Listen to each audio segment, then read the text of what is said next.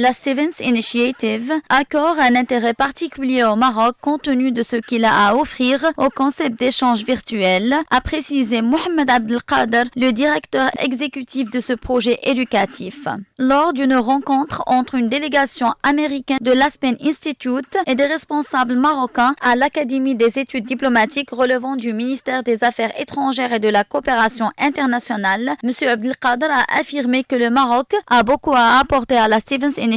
notamment en matière d'échange virtuel.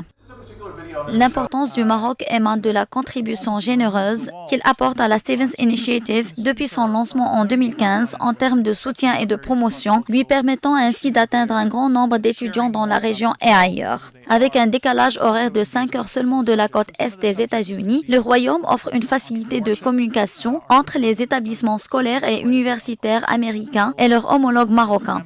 Cette initiative a été lancé par la famille de l'ambassadeur défunt, Christopher Stevens, qui a été assassiné en Libye en 2012. Et sa famille a voulu, en sa mémoire, créer cette initiative pour bâtir des ponts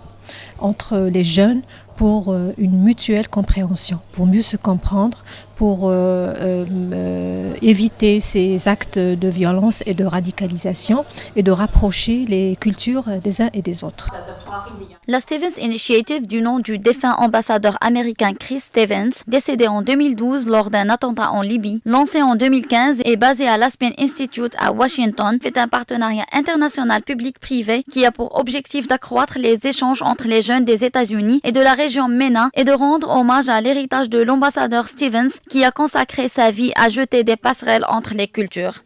Le Maroc a été le premier pays associé par les États-Unis à ce projet dès sa conception en 2013, en hommage à la mémoire du défunt ambassadeur américain qui avait appris l'arabe lorsqu'il était un officier du corps de la paix des États-Unis dans le Royaume.